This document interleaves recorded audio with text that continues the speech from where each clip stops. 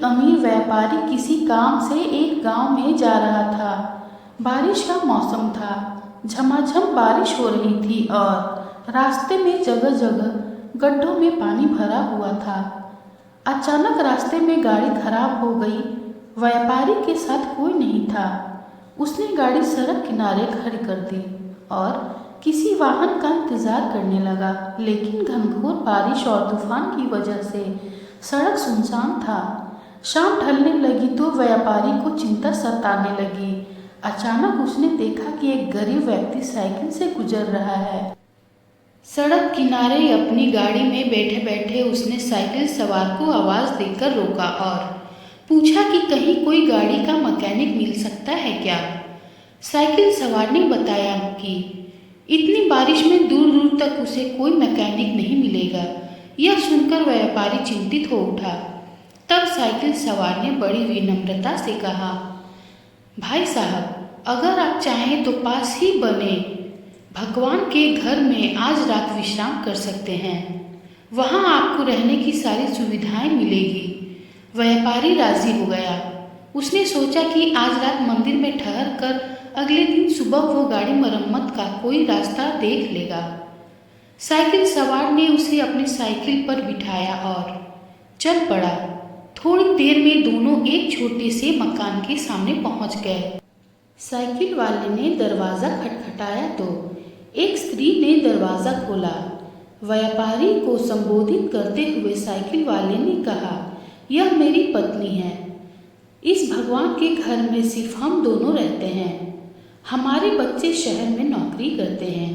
आइए अंदर पधारिए और आराम से बैठ जाइए। थोड़ी ही देर में साइकिल वाले की पत्नी गर्म गर्म चाय नाश्ता ले आई। रात का खाना भी पकने लगा। व्यापारी को सब कुछ बहुत अच्छा लग रहा था, लेकिन उसे एक बात समझ में नहीं आ रही थी कि साइकिल वाले ने अपने घर को भगवान का घर क्यों कहा। यह कोई मंदिर तो है नहीं। आखिर उससे रहा नहीं गया तो उसने पूछ ही लिया कि वो क्यों अपने मकान को भगवान का घर कह रहा है। लोग तो अक्सर यही कहते हैं कि मेरे घर में भगवान विराजमान हैं या मेरे घर में भगवान के लिए पूजा घर बनाया है या मेरे घर में भगवान आए हैं। यह सुनकर साइकिल वाले व्यक्ति ने कहा, हाँ, आपने ठीक कहा।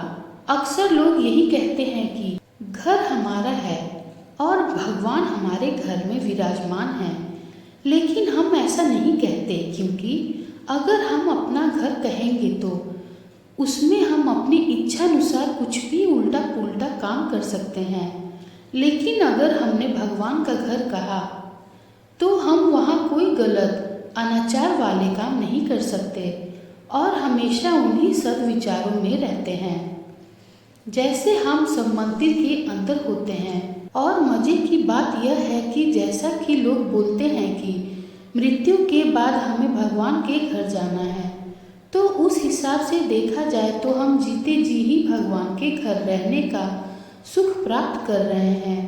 उस गरीब व्यक्ति के इतने सुंदर विचार से व्यापारी बहुत प्रेरित हुआ और उसने भी अपने घर को भगवान का घर कहने का मन बना लिया।